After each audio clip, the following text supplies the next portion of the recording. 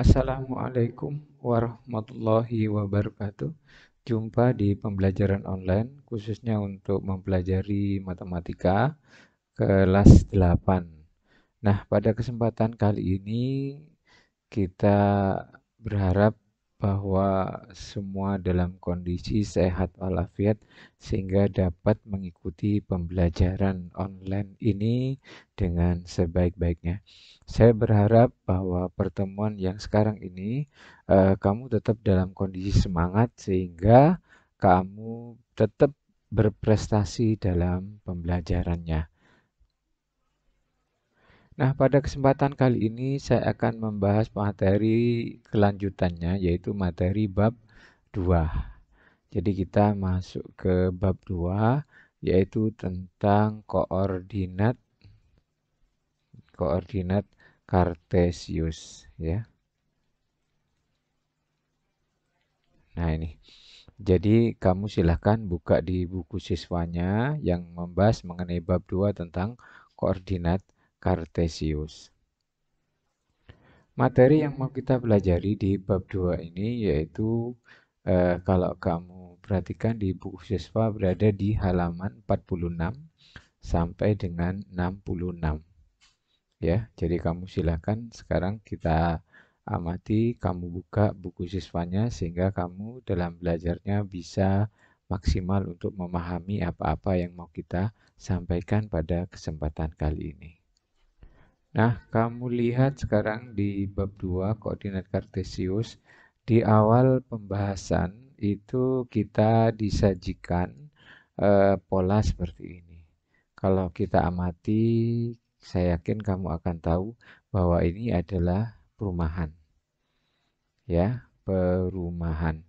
Nah, kalau misalkan ada seseorang bertanya, ya, ketika kamu berada di posisi tertentu, misalkan kamu tanya untuk lokasi rumah Pak A, misalkan Mr. A.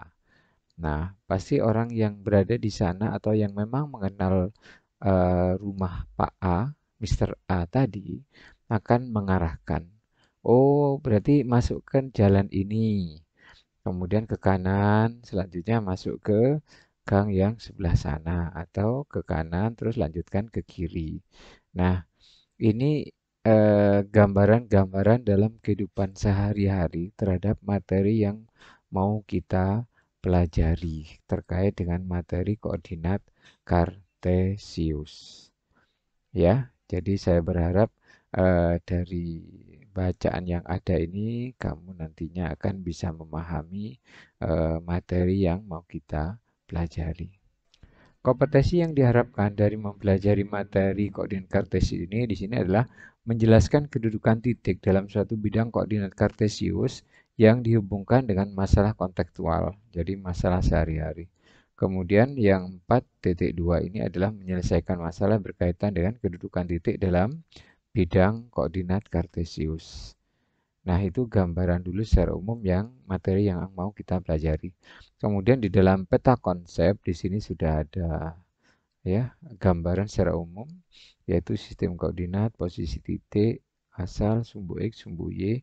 Ini yang biasa ada di dalam koordinat Kartesius. Posisi garis sejajar berpotongan kan garis tegak lurus. Nah, ini gambaran secara umum materi yang mau kita pelajari pada pertemuan online kali ini.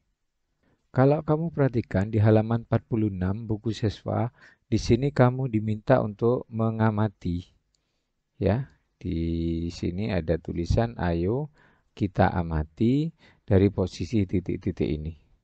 Ya, titik-titik pada bidang koordinat Kartesius memiliki jarak terhadap sumbu X dan sumbu Y. Nah, coba sekarang amati posisi titik A, B, C, dan seterusnya sampai dengan titik H terhadap sumbu X dan sumbu Y pada gambar 2.2. Jadi ini gambar 2.2. Ya, nah sekarang kalau kamu amati, misalkan ditanya, titik A itu berapa jaraknya terhadap sumbu X? Titik A berapa jaraknya terhadap sumbu X? Maka kamu tinggal menghitung petak satuan yang ada pada koordinat Kartesius. Nah ini ya, 1, 2, 3, 4, 5, 6. Ya, Kemudian kalau ditanya berapa jarak titik terhadap sumbu Y. Jarak titik terhadap sumbu Y. Berarti jawabannya adalah 1, 2, 3. Nah, itu pemahaman paling dasar terkait dengan titik-titik pada bidang koordinat kartesius terhadap sumbu X dan sumbu Y. Saya yakin dengan gambaran sekilas kamu akan mudah memahami posisi titik-titik yang lain, ya. Misalkan titik F terhadap sumbu Y-nya adalah 1, 2, 3. Terhadap sumbu X, ini sumbu X yang datar ini adalah 1, 2, 3. Berarti F ini 3 terhadap sumbu X dan 3 terhadap sumbu Y. Itu untuk posisi titik terhadap sumbu X dan sumbu Y. Saya yakin kamu bisa memahami. Baik, terima kasih. Ya, jadi dari penjelasan tadi saya yakin kamu sudah bisa memahami untuk titik-titik yang lain. Dan di buku siswa ini juga sudah dijelaskan, tinggal kamu cari aja ya.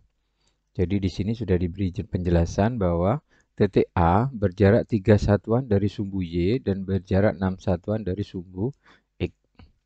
Ya, jadi kamu lihat di penjelasan di buku siswa ya. Titik A ini berjarak 3 satuan dari sumbu Y dan berjarak 6 satuan dari sumbu X. Termasuk titik B ini 4 satuan dari sumbu Y dan 4 satuan dari X. Titik B. Coba kita lihat di buku ini. Titik B. Jadi berada 1, 2, 3, 4. 4 satuan dari sumbu Y dan 4 satuan dari sumbu X. Itu kalau ditanya posisi titik terhadap sumbu X dan sumbu Y. Baik, selanjutnya di halaman yang lain, di sini kita diminta ayo menalar. Ayo kita menalar. Ya, amati titik-titik pada koordinat kartesius di samping dan isilah tabel berikut. Ya, jadi di sini ada titik A itu tertulis koordinat kartesiusnya adalah 2,6. 2,6. 2 ini jarak titik A terhadap sumbu apa? Ya, 2 yang depan ini adalah jarak titik A terhadap sumbu Y. Ya, jaraknya adalah 1, 2. Sekarang kita lihat dulu yang titik B. Ya, kalau titik B ini sama, yaitu dia yang depan ini adalah ya jarak terhadap sumbu Y 1, 2, 3, 4, 5. Nah, kebetulan untuk titik B itu sama ya. 1, 2, 3, 4, 5 itu terhadap sumbu X. Ya. Nah, sekarang kamu lihat ini berada di posisi yang bernilai positif semua. Ya, ini posisi yang berada nilainya itu positif semua atau ini dikenal dengan istilah kuadran 1. Ya, positif semua. Nah, kemudian yang kamu perhatikan titik C, ya, titik C. Nah, bilangan yang depan ini adalah jarak terhadap sumbu Y. Ya, jarak terhadap sumbu Y. Sehingga di sini tertulis 1, 2, 3, 4 terhadap garis ini ya. Garis hitam ini yaitu 1, 2, 3, 4. Nah, di sini ada perbedaan dengan A dan B, di mana A dan B itu angka-angkanya adalah positif, ya, positif. Tetapi selain dari sini, ya, ini ada negatif positif ini. Nah, perhatikan G dan H juga. Nah, kemudian yang E dan F. Jadi kamu diminta di sini, ayo kita menalar, ya. Kenapa arahnya ini negatif? Karena dia itu arahnya ke kiri terhadap sumbu Y. Ya. Jadi kalau ke kanan terhadap sumbu Y itu adalah positif. Ya, ini ya. Ya. Tetapi kalau ke kiri terhadap sumbu Y itu arahnya adalah ada tambahan angka negatif. Nah, kemudian ya E dan F, G dan H. Kalau G di sini bilangannya adalah 5. Berarti dia 5 satuan terhadap sumbu Y. 1, 2, 3, 4, 5. Ya, 5 satuan. Kenapa positif? Karena terhadap sumbu Y itu arahnya adalah arah ke kanan. Ya, arah ke kanan. Sehingga kalau arah ke kanan itu diberi angka dengan positif. Tetapi sebaliknya, kalau angkanya ke kiri, perhatikan E, F, D, dan C. Ya, di sini 1, 2, 3. Negatif 3. 1, 2, 3, 4, 5. Berarti negatif 5. Ini untuk arah ke kanan dan ke kiri. Ya, jadi nanti kamu harus ingat bahwa kalau arah ke kanan terhadap ini, ya, jadi arah ke kanan terhadap sumbu Y, berarti angkanya adalah positif dan bilangannya yang di depan ini. Ya, bilangan-bilangan yang di depan ini positif semua. Ini kalau arahnya ke kanan terhadap sumbu Y. Ya, arahnya kanan. Tetapi sebaliknya, kalau ke kiri, ini semuanya adalah ke kiri. Ya, ke kiri, pasti angka-angkanya adalah negatif semua. Itu untuk ke kanan dan ke kiri terhadap sumbu Y. Nah, sebaliknya, kamu amati untuk yang terhadap sumbu X. Kalau tadi sumbu Y, sekarang terhadap sumbu X.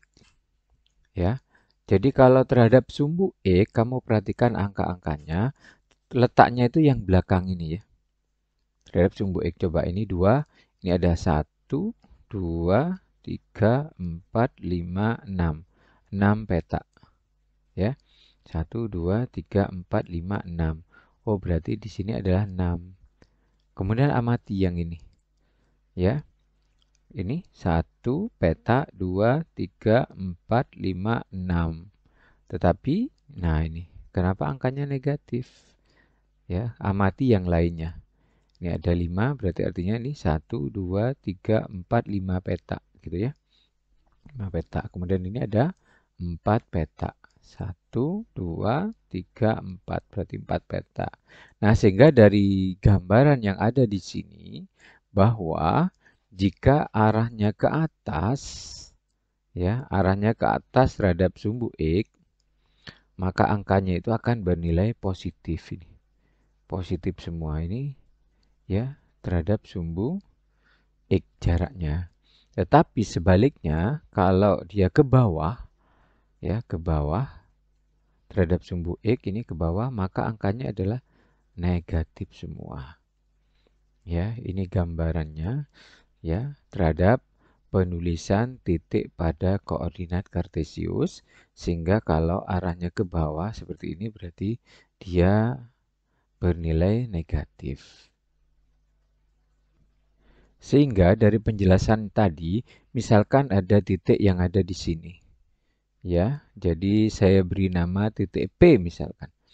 Berarti titiknya di sini, kemudian diminta nilainya yang P.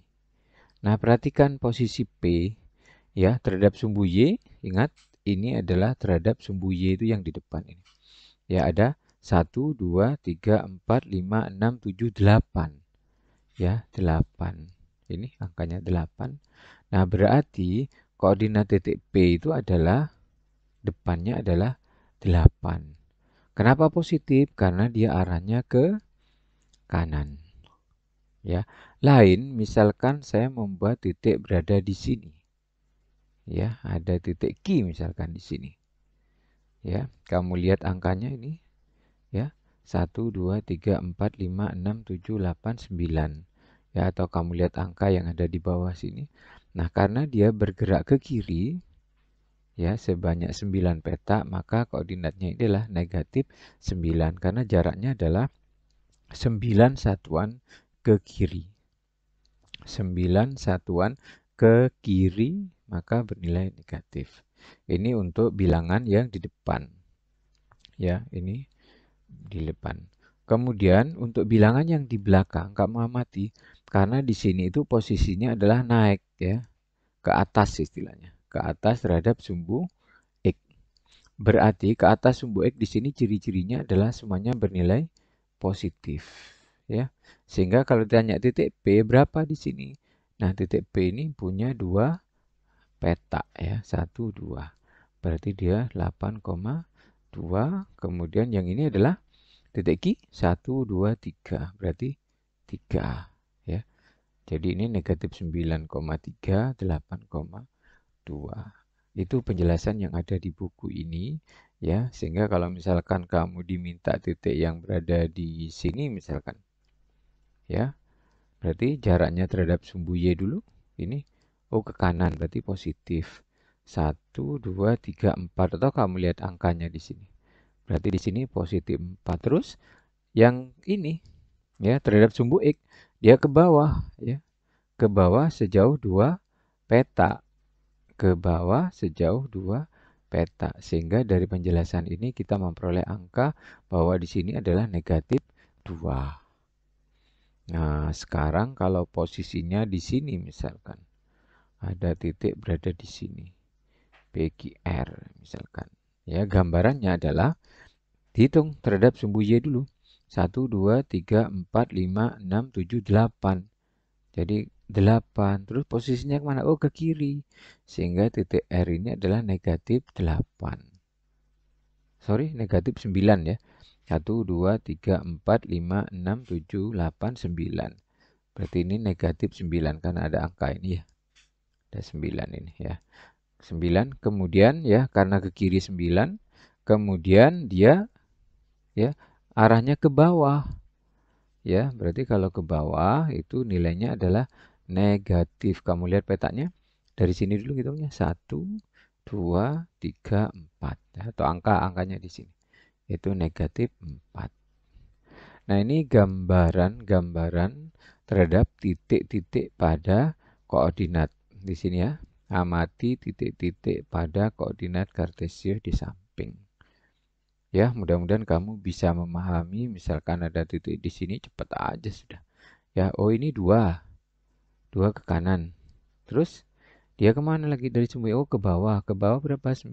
Berarti negatif 9. Ya, ini 2. Ini terus ke bawah 9. Kalau di sini, oh ini ya sama karena ke kanannya 2. Kemudian ke atas ya. Ke atasnya adalah angkanya 9. Oh 2,9. Wis itu ya dari penjelasan-penjelasan ini saya pikir dimanapun titiknya kamu akan mudah untuk menjawab permasalahan ini ya. Oh ini ke kiri. Oh berarti kalau ke kiri angkanya 1, 2, 3, 4. Oh 4 negatif 4. Oh ke atas. Ke atas oh 9. Nah itu gambaran titik-titik yang bisa kamu amati dari titik-titik pada koordinat kartesius. Nah, dari penjelasan tadi, ini kebetulan ada tabel gitu ya. Tabel ini meminta jarak terhadap sumbu X dan jarak terhadap sumbu Y. Berarti yang depan ini adalah jarak terhadap sumbu Y. Sehingga kalau ada seperti ini ditanya, berapa sih jarak terhadap sumbu Y? Berarti kamu jawab adalah 5, karena bilangan yang di depan ini. Kemudian kalau ini jarak ingat selalu bernilai positif.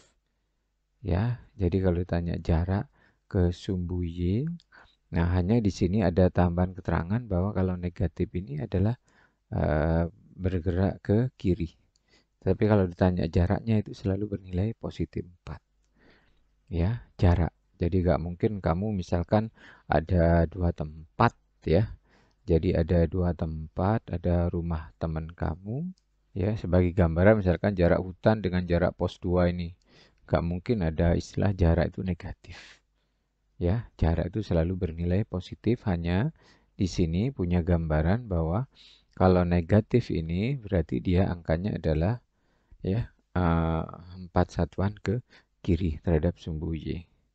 Ya, ini angka-angka yang di depan ya 5, 4, kemudian ini juga 5 ya. Jadi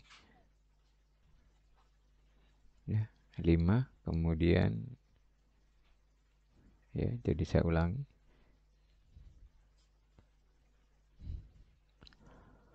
Berarti yang depan ini 5, ini 4, kemudian ini juga 5 satuan, kemudian ini 3 satuan, dan seterusnya. Tapi yang di sini adalah angka yang di belakang ini. Terhadap sumbu X itu adalah yang di belakang, berarti di sini 5, kemudian di sini 3, ini 6, ini 3, ingat ya, jaraknya itu selalu bernilai positif. Ya, ini 6, 4, dan 6. Itu untuk daftar isian pada tabel 2.1.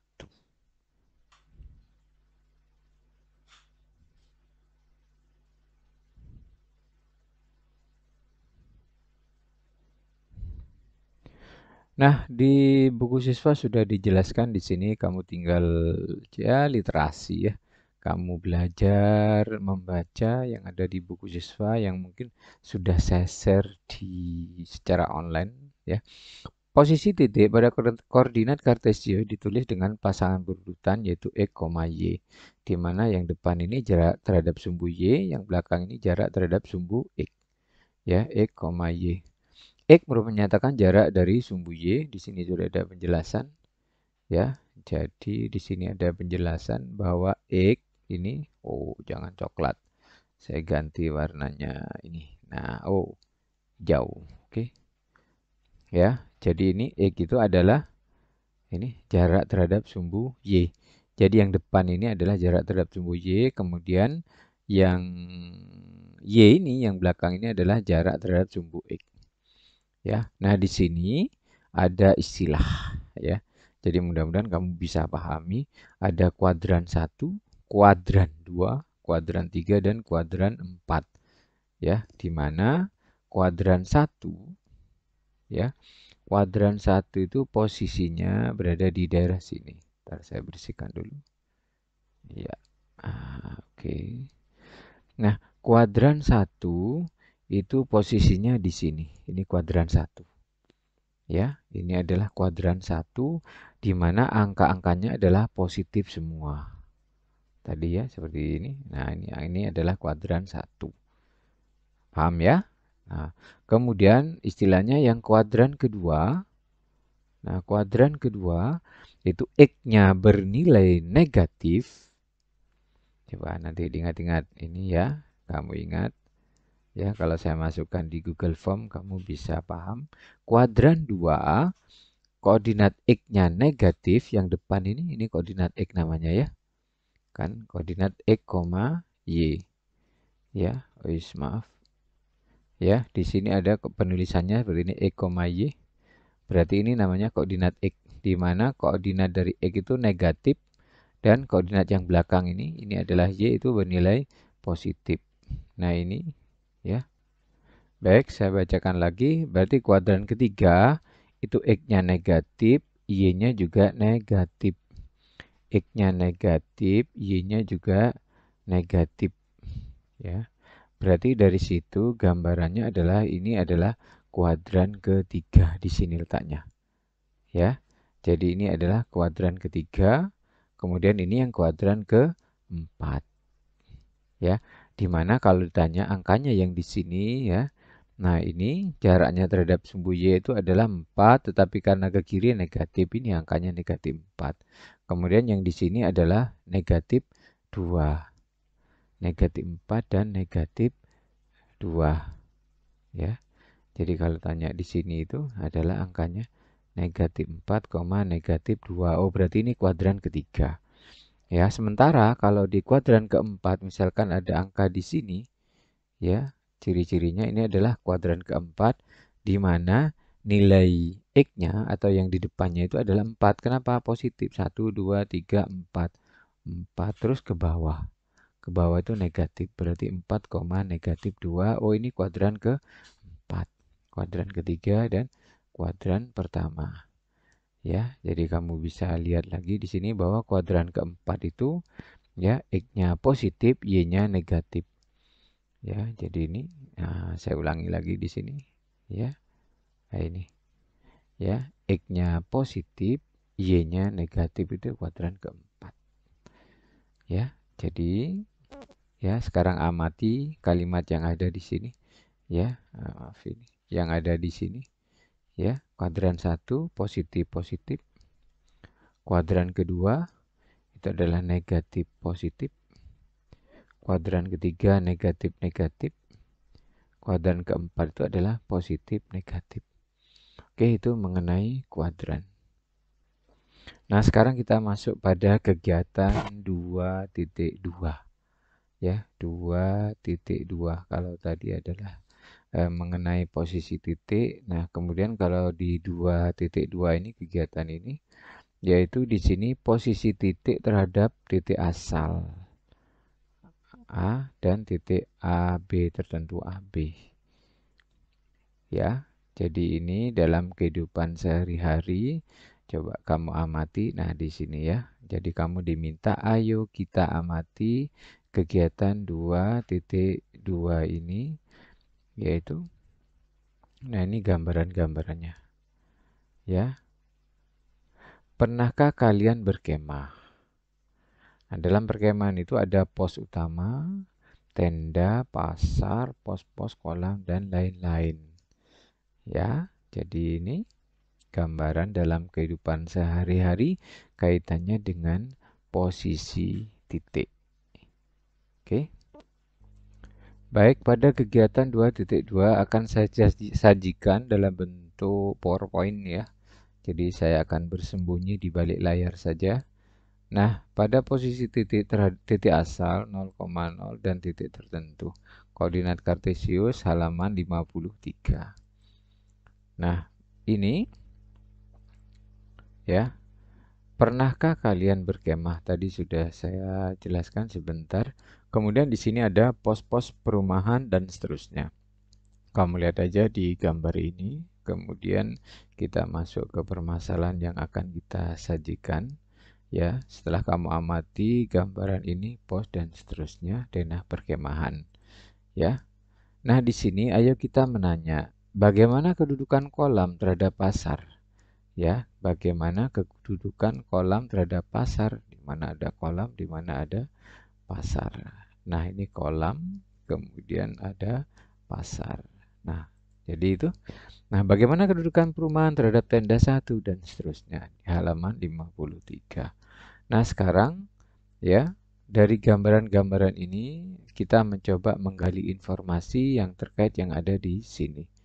Ya, di buku siswa juga sudah dijelaskan di halaman 54 perumahan 6,2 terhadap pos utama.